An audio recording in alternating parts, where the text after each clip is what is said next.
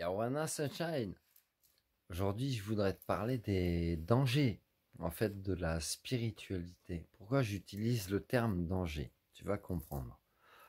Il y a des personnes dans ton parcours, en tant que thérapeute, thérapeute en devenir, etc. Ou moi, je vais te donner mon parcours à moi, où dans mon mode voyage, je suis amené à rencontrer des personnes de toute origine, culturelle, religieuse, sociale, etc. Et du coup, d'être en interaction avec ces personnes me fait comprendre beaucoup de choses. Mais je te retransmets mon parcours. Tu pourrais être pas en adéquation. Parce que quand tu es en adéquation, tu es en osmose avec la personne et tout sera fluide et tout est correct et tout est transparent. Mais tu pourrais être en interaction avec certaines personnes qui te feront croire qu'elles sont dans le même mood que toi, c'est-à-dire, là je te parle d'énergétique, de spirituel, donc ces personnes vont te faire croire qu'elles sont dans ce mood-là, alors qu'en fait elles ne le sont pas du tout. Quoi qu'il se passe, quand ces personnes ne te font croire et qu'elles ne sont pas, elles sont déjà dans une forme de manipulation d'elles-mêmes et de toi-même. C'est à toi d'apprendre à faire la différence, la distinction, d'ouvrir tes yeux ou ton troisième œil. Voilà, ouvre ton troisième œil sur ces personnes. Peu importe, tu vas vivre des interactions, bonnes ou mauvaises. Ces personnes, ne leur en veux pas. Voilà, chasse ça, nettoie ton troisième œil. Vois les choses d'une différente manière, ok? L'interaction, elle a peut-être pas été cool, ou elle l'a peut-être été. Comprends le message que tu as à y comprendre. Mais du coup, en tant que thérapeute, ou thérapeute en devenir, tu pourrais être mis en contact, voilà, merci chérie, tu pourrais être mis en contact avec plusieurs types de personnes, donc des personnes qui pourraient conscientiser leur douleur, avoir vraiment envie de guérir. Donc là, tu vas aller avec ces personnes, tu vas donner ce que tu as à donner, et ce sera fluide. Et tout va couler de source. Voilà, prélèvement à la source. Deuxième chose, c'est que tu pourrais être en contact avec des personnes qui vont te faire penser que elles sont dans ton mood, c'est-à-dire qu'elles te soutiennent, etc. Alors qu'en fait, elles ne voient que leur propre intérêt ou voire même, elles t'aiment carrément pas, c'est que elles vont souhaiter ta perte pour se placer elles-mêmes en tant que sauveur. Ça ramène ces personnes à elles-mêmes à se dire pourquoi j'ai besoin de me faire passer pour un sauveur. C'est un besoin d'existence, de reconnaissance, etc. Tu peux être en contact avec d'autres personnes. Moi, je te retransmets ça, c'est ce que je vis à l'instant T là.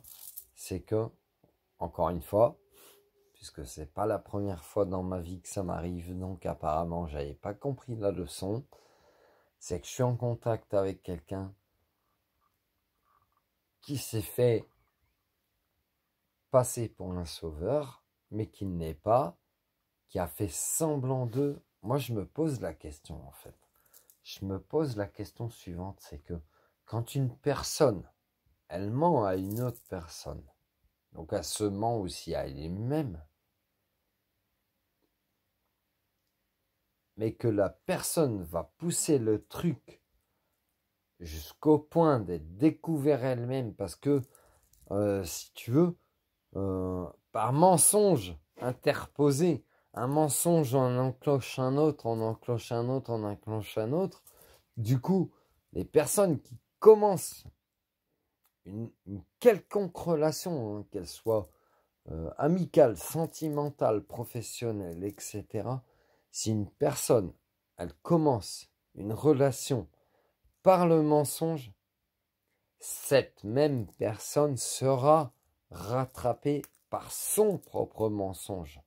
Ça veut dire qu'à un moment donné, elle sera découverte, si tu veux. Et c'est là que je kiffe. C'est là que je kiffe parce que moi, je suis quelqu'un, ça m'appartient, je suis quelqu'un qui fait confiance très très vite aux gens. Parce que je pars de la base de mon humanité où je suis transparent, je n'ai pas d'attente, il n'y a rien derrière. Mon constat dans mon parcours, c'est que beaucoup de gens que j'ai rencontrés, et ce que j'appelle les pseudothérapeutes, c'est-à-dire que des personnes qui vont se prétendre, mais qui en fait sont complètement dans des illusions d'elles-mêmes, des illusions de ce que l'énergie énergétique peut amener, ou en mode business, bah, ces personnes-là avec qui j'ai été en contact, j'ai envie de te dire, moi ça m'impacte pas. Moi ça m'impacte pas parce que ça ne m'appartient pas. Ces personnes ont fait des pactes avec là-haut, avec d'autres personnes, ça leur appartient. Je m'en dois tes chakras. Toi, en tant que thérapeute, en fait, si tu veux, pose-toi la question. Pose-toi la question. Ok, t'es revenu pour aider, puisque c'est la première réponse à la question que tu te poseras envers toi-même. Donc oui, tu vas te répondre à toi-même. Et tu es venu pour aider. Mais de quelle manière? De quelle manière es-tu venu aider? Donc, si tu es venu aider avec ton cœur pur, à donner à ton détriment parfois, à ne pas recevoir, donc je t'invite à travailler aussi ta notion du donner et du recevoir. Tu passes une heure avec une personne pour écouter ses plaintes, ses complaintes, ou pour lui donner des clés, des enseignements, ou pour lui faire un soin énergétique. Tu n'as pas volé ton temps de travail. Si par contre tu as plagié, je ne juge pas, je donne des exemples. Si par contre tu as plagié le travail de quelqu'un d'autre pour te faire passer pour qui tu n'es pas, en mode imposteur, en mode capuche, en mode je ne sais pas regarder les gens dans les yeux, ou je ne peux pas leur donner un retransmis en direct à l'instant présent, je vais leur redonner en différé.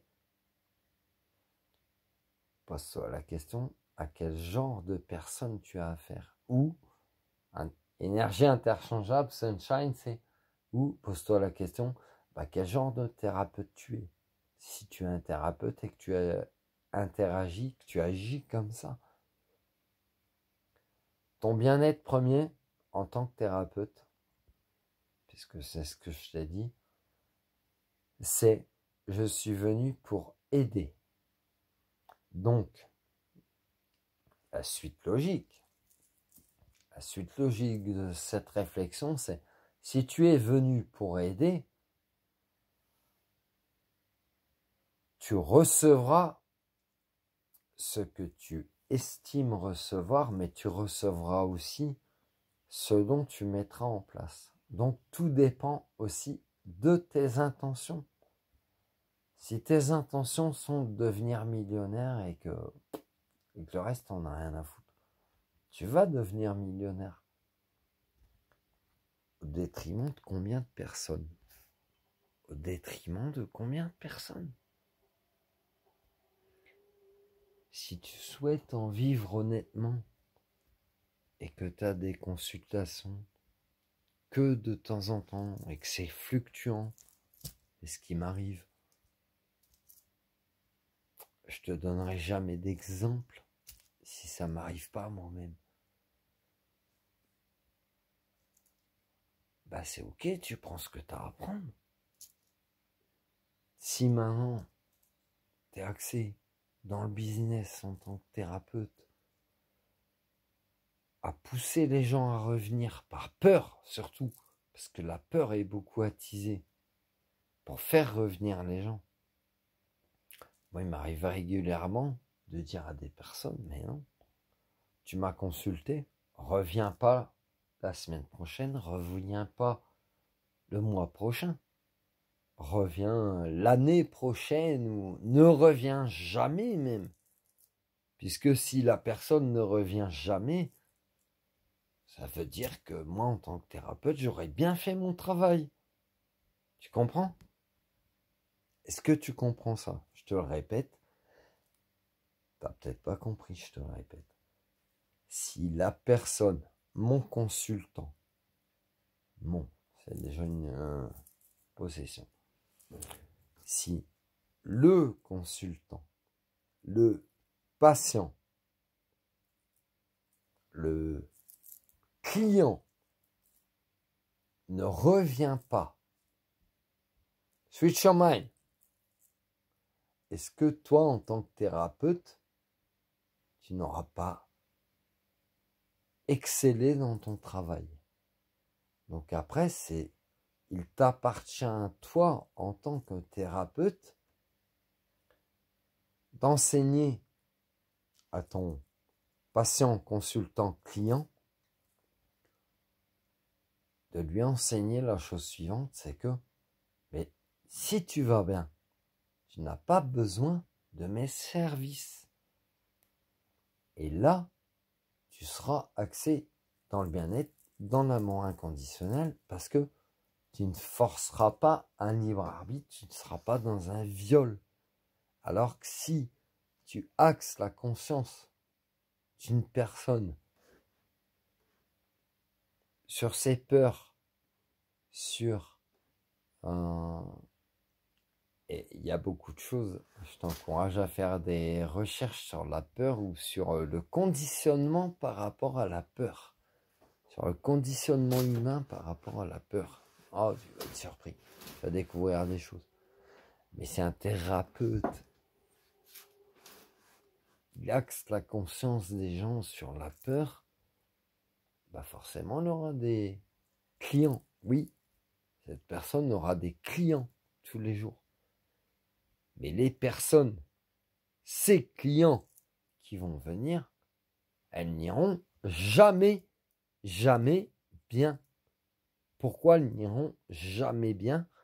Parce que les intentions du thérapeute sont pourries, sont polluées, parce que ce sera pour générer une manne financière, parce que le thérapeute lui-même se dira, et il sait, c'est encore plus vicieux que ce que tu peux penser, parce que le thérapeute, qu'il soit alternatif ou médiatif ou occultif ou occidental ou ce que tu veux, le thérapeute sait. Le thérapeute sait ton devenir. Et là où il sera vraiment dans la pureté de ses intentions, c'est que il sera toujours transparent. Peu importe le thérapeute, il sera toujours transparent. Donc, un thérapeute qui, pose-toi la question, peu importe le thérapeute, un thérapeute qui va te faire revenir toutes les semaines, tous les mois, plusieurs fois par an, pose-toi la question, est-ce que cette personne elle veut mon bien-être? Ou est-ce que je ne suis juste qu'une manne financière et qu'elle me cale à interférence sur son emploi du temps pour générer sa manne financière? Maintenant, je reviens un petit peu à ce que je te disais au début. T'es thérapeute, ou tu l'es en devenir, ton but premier, qu'est-ce que c'est? D'aider. Donc ton but premier, c'est d'aider. Donc ton but premier, c'est quoi? C'est si tu aides une personne, c'est comme une impulsion. C'est comme une marche d'escabeau. Je rote, hein, excuse-moi, c'est des choses qui sortent. Mais du coup, tu peux te sentir aussi utilisé en étant comme une marche d'escabeau. Mais non, putain, c'est ta fonction. C'est ta fonction, c'est-à-dire que toi, tu es un élément déclencheur. Tu es le cheveu sur la soupe. T'es quelqu'un comme ça qui va faire la courte échelle, comme on dit aux gens. Tu vois, la courte échelle, tu connais. Tu mets tes deux mains. Oh, attends.